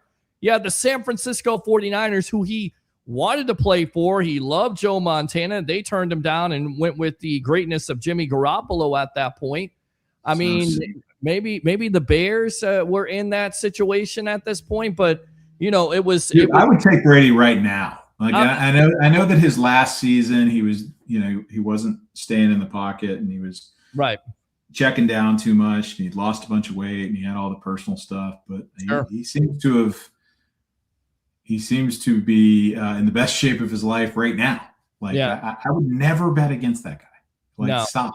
Do you remember all those years that the Patriots would start out a little shaky? Yep. And they would all be like, they're done. And then they'd end up in the playoffs and then in the Super Bowl. Like, stop betting against this guy. 55 years old? Sure. Like, I would never bet against Tom Brady. I'm telling you can't bet against him with the Tampa Bay Buccaneers. What a magical year that was. Talk about Mike Evans, his legacy, your opinion of him. I know the Glazers were sorry to see him go. I know he meant a lot to that doc. How surprised were you that he left? The Glazers. Did you think the Glazers were surprised that he left? And then also talk about his running mate and Chris Godwin, because you told me something off air that you had some documentary on him. First, talk about Evans, then go to Godwin, please. I think we kind of felt maybe 50-50 on Evans at the end of this year. Like, that last season was very tough on him. He was hurt in multiple ways. His obviously the record, which I think might mean more to us than it does to him, but I think more than anything, like, it sucks to be hurt and you can't be out there helping your guys. And like, that was torture for him. When he comes back, he had that great game against Atlanta where he finally was back. And was that the one where he had the huge lead and it slips through our fingers? Like, this was just a torturous season for him. So I think, a lot of guys, Tom Brady included, they just need a new scene at some point to give him that new juice, that new experience, that new thing. So I think, I think that's what he wanted. And I don't know that he even knew it in the moment, but I think that when he really had time to reflect on it all, he needed a new environment. And I think the Glazers probably, I don't know this, but I would imagine not only were they competitive, I'm sure they offered a ton of money to keep him because they love him. Yeah. And I don't know. And I don't want to say that I know. I don't know. But, no, because you were right about that, because that was the talk. It was more about, the challenge of San Francisco. I think he just needed a new environment. And let's be honest, like he thinks the world of Tom. Tom did it. Worked out pretty well for Tom. So it was just time. And the other thing is, like, let's be clear, like something was wrong with the chemistry that the hamstring keeps going every year. And I don't know if it's the humidity, because I know that's a factor. The heat, the humidity, there's something about the climate. I don't know if it's great for the hamstring problem. Yeah. So hopefully in San Francisco, he'll get a different environment, different climate, different training, something that'll keep him on that field and away from those hamstring injuries. I really hope for that for him, because it's torture. That re-injury thing is torture. You keep thinking you fixed the problem, and then it comes roaring back, and that sick feeling in your stomach where this time it's a little bit worse than last time.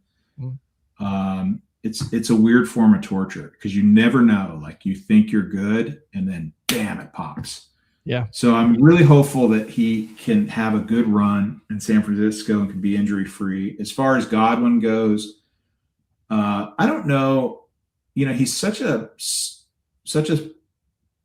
I wouldn't say he's private, but he we don't know a ton about him because he's not always out there yapping. Right. He's a little bit quiet.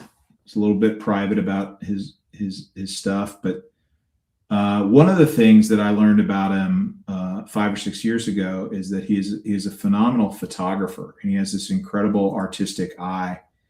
And when COVID hit, I was working for the NFL, and I was running the show called NFL 360, and we wanted very badly to make a documentary through the lens of 3 or 4 NFL players or coaches or personalities or whatever that were experiencing COVID from the inside. And this was when it was totally locked down. So at the time, we built this doc around Von Miller, who you may remember. Was he the first? I think he might have been the first NFL player to get it.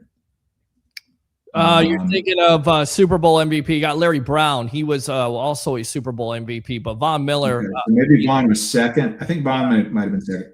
Yeah. And then Sean Payton, who had gotten COVID. So now you've got a Super Bowl winning coach, a Super Bowl MVP, and they have COVID. And back then we didn't know what it was. We didn't know if they were going to die. Like, we didn't know how bad this was. Right. And then the third guy was Laurent Duvernay, who was offensive tackle for the Chiefs, and he had, simultaneous to his NFL career, he'd been going to med school, right? And he had become a medical doctor, and he was leaving the Chiefs, leaving the NFL to go on the front lines and help the war against COVID. And he's all suited up with all the stuff, and he's right there and treating people.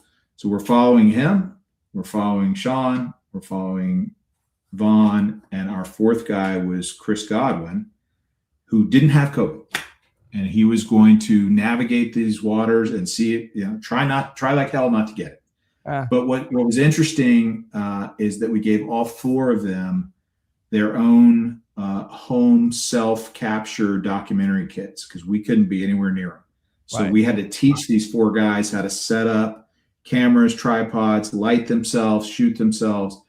And it was unbelievable. It was really a testament to our ability to figure shit out with technology and communicate with guys. And it was great. So I got to know Chris through that lens, and Chris was self-capturing. He would do video diaries for us. He would film himself working out. And by the way, his stuff looked better than everybody else because he's like a really good photographer.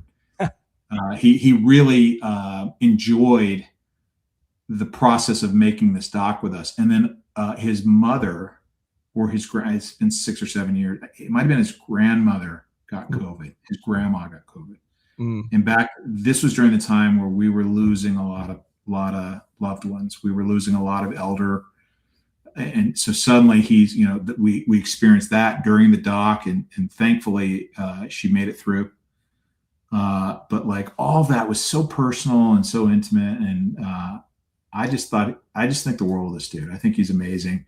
And so then he really, by the way, Brady joins the Bucs during this, but because Godwin is so protective of Brady's privacy, he was secretly working out with Brady at the high school and not telling us and not sharing about it in the doc. Would have made the doc so much better.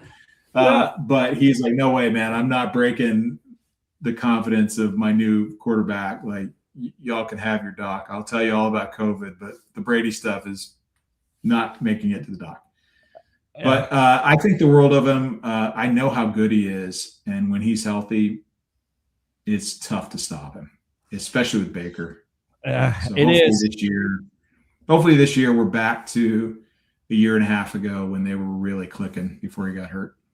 Agree. You'll get back to that 6-2 start instead of the finish they had in that second half. Once again, Trent, we appreciate all the time here.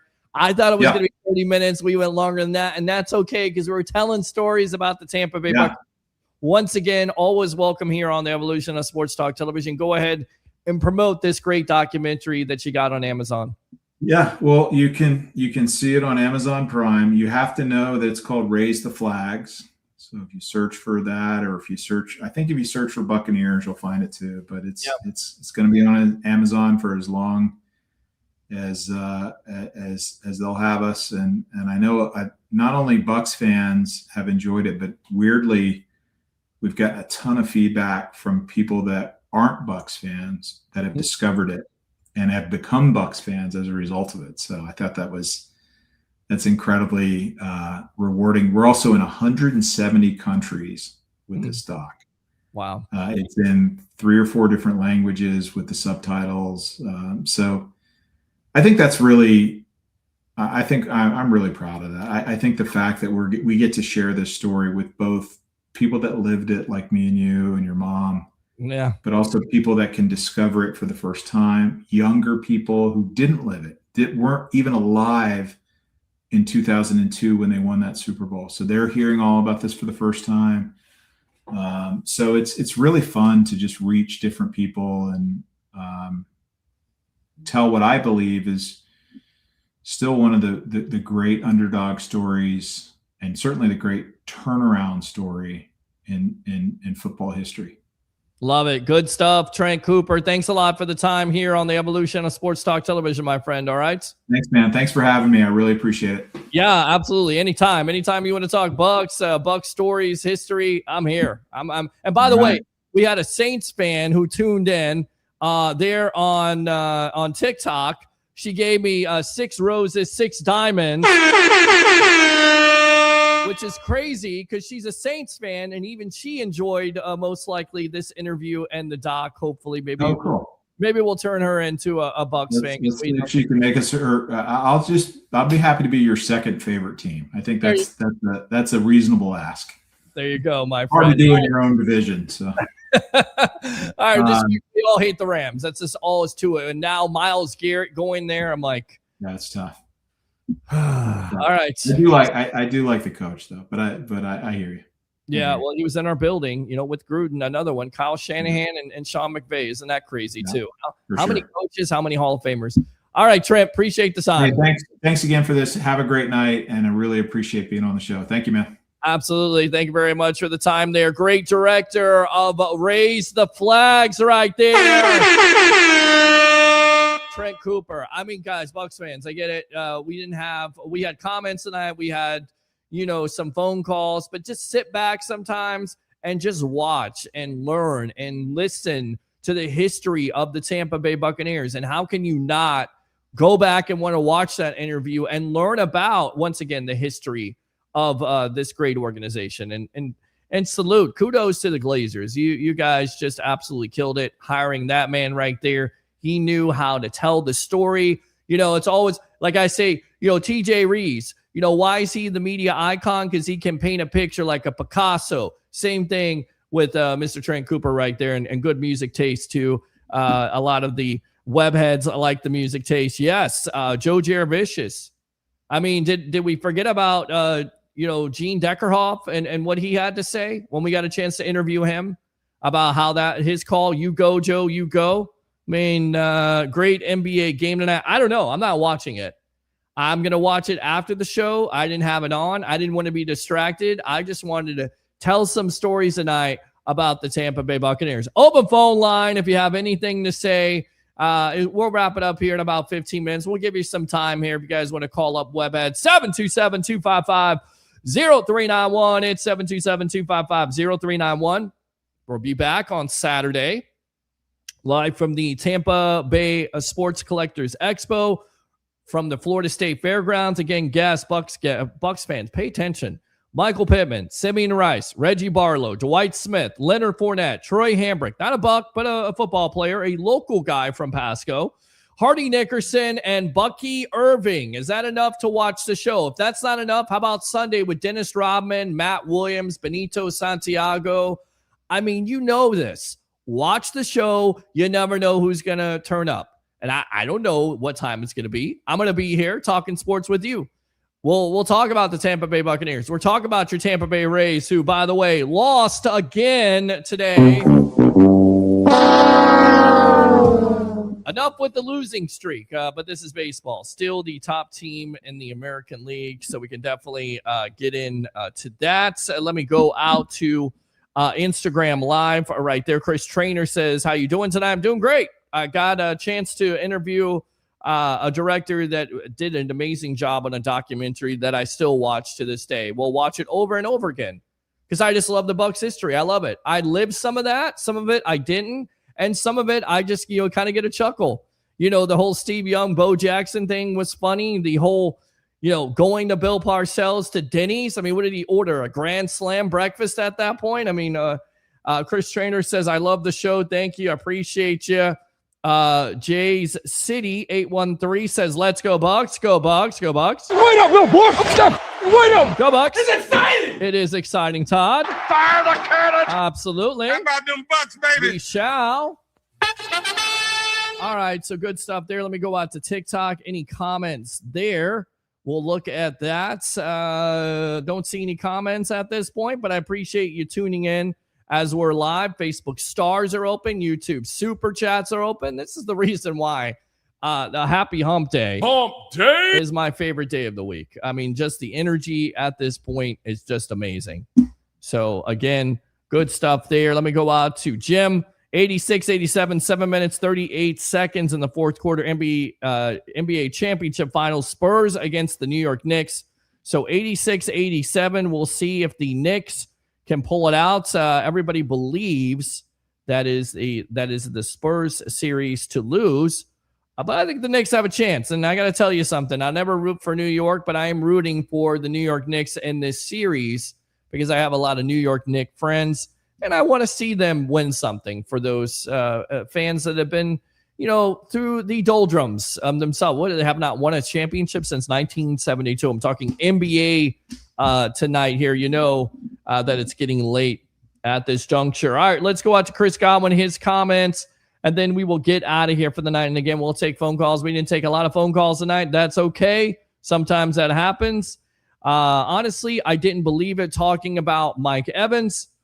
Of course, his first public comments to the media after Mike Evans goes to the San Francisco 49ers. I mean, there's a bunch of stuff on the internet that you really can't believe, a lot of AI stuff, so I didn't really believe it. And then I text Baker, and I was like, yo, is this for real? And he was like, sad face emoji.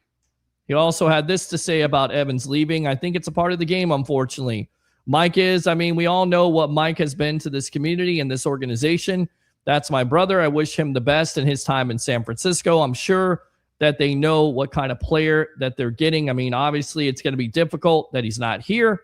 And I think anytime you're missing Mike, that's a tough situation. But fortunately, we have a room full of guys that are ready to go. Your thoughts on these comments? 727-255-0391. It's 727-255-0391. Now, we heard this from Todd Bowles during the offseason a couple months ago, and I told you this is the reason why I think this offense is going to be better. And people go, you're crazy. What are you on at this point? You lose Mike Evans, your offense is going to be better without Mike Evans? And I say, yes, you got a new offensive coordinator who's been able to call plays in this league. knock on wood, I think you're going to be healthier this year, especially on the offensive line in that wide receiving room. Hopefully Bucky can get back.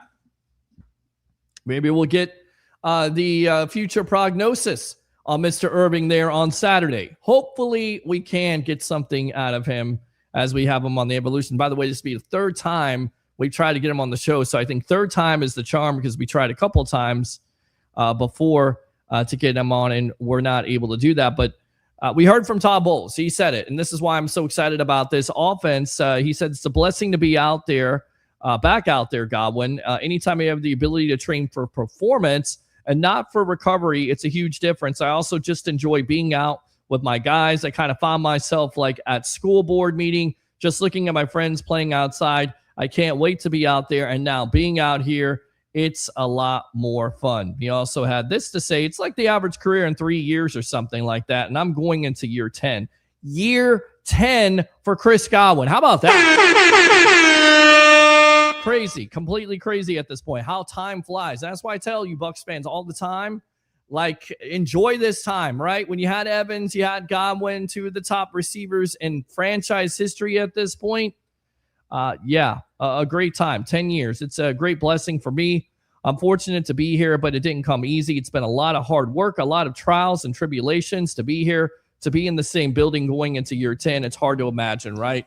Let's go out to this guy calling up tonight. Damn it, Jim, what the hell's the matter with you? Let's go out to Jim. Jim, give me an update on the NBA Finals as I'm going to get off here and try to watch this game before I go to bed. Go ahead. All right, it's 92-96 Knicks right now. 96-92 Knicks. They came back in the third quarter to tie it up. Go New York, go New York, go. 76. There you go. So it's a good game. All right. I'm going with the Spurs and Victor Wembanyama. I know you would. Knicks. I know there's a lot of people rooting for the Knicks because they trash, but well, LeBron James is not in it, so that you can't. I know you love LeBron James, but he's not there. Big man. Shaq them. So we got a Victor Wembanyama, 7-foot monster. He's kind of different though than Shaq. He's more. He's a little bit skinnier. Yeah, he's lengthy. He's wiry. But he's athletic. He's wiry, like from the Replacements. Remember the kicker goes, he's wiry, or the coach says he's wiry. Gene Hackman said that. He's wiry. That's what he looks like. Like 7'4". Yeah, he's definitely wiry. But he's strong. He's in there with the mump. He's a mismatch nightmare. He's definitely the future of the league. That's for sure. No doubt. He's strong and long, but he's lanky. Yep. But yeah, man, I'm rooting for the Spurs, and y'all can root for New York, and good luck to both of them in the NBA Finals. Okay. So, great show tonight. Thank you, man. I appreciate it. Both. Thank you. Appreciate it. Man, it was a good co-host you had. Good interview and talking to him. Yeah. So, man, I love that you guys talking about that. What was the show called? Raise the Flag. Raise the Flags. Yes, go watch that. Have you watched the documentary yet, Jim? I have. Okay. More than once. More than once. There you go, my friend. So you definitely enjoyed it. What was the favorite part of the documentary? Oh, I like when I was asking him about when Warren Sapp and Darren Brooks, and they changed it around with Tony Dungy, and he talked about it in depth. So yeah, you guys got to listen to this show if you haven't listened to it yet. Yeah, you better watch that show on Amazon. It's a great watch at the end of the day. Definitely. Great show, Raise the Flags, and great show, Peter Blake and the Sports Web tonight. Thank you. Appreciate that. And we need to watch both of them. They're both recorded. Keep on watching both of them. We will have the recorded interview there on YouTube, all the social media platforms besides Instagram. We only have that live. TikTok, I guess it's out there somewhere. LinkedIn Live, I'll try to be professional. I promise it'll be out there also. So good stuff there from director Trent Cooper of Raise the Flags. 50 seasons of Bucs football. You got to love it. All right, Jim. I'm glad you got him, man. That's good. That's a good man. We got more to come, man. Just keep on watching. Saturday will be. I will. I gotta support your content. He's a great YouTuber or whatever you are. You got all the internet channels. I'll call streamer. And yes, YouTube is out there. YouTube super chats. If you like the content, give to the content. Facebook stars, give to the content on that. Jim, appreciate the call as always. Enjoy the finals, my friend. All right. All right. Have a good night. All right. All right. So we'll go ahead and continue to read this comment, and then I think we'll get out of here for the night. It was a good night, and we talked a lot of Bucs on this show. We'll be back on Saturday and Sunday. So it's about to be a busy week, hopefully full of guests. Do you know how this works when we get out there to the expo? He also says, did you know, by the way, Emeka Egbuka led the Bucs in receiving the first time that's happened since 2013. You know, the last Bucs receiver not to be named Chris Godwin and Mike Evans, the late, great Vincent Jackson. So there you go. That's the passing of the torch at this point. So we'll see what they're going to do. This Bucs team is going to do in 2026. Godwin had this to say about Zach Robinson and the new offense, and then we'll leave it off there. The first thing that stood out to me about Zach is that he's done a really good job of teaching the offense. You can tell that he has the experience calling plays, installing offenses. He has been around some great coaching. When he's installing it, he is confident in what he's doing. He knows what he's talking about. So when he's on the field, he does not feel like he needs to yell at guys to get his point across. Schematically, it's very similar to what he has done in the past, but with his own little twist on it. It will be cool to see how he calls in game. And I really enjoy what I have seen so far, how open he is to collaboration with players.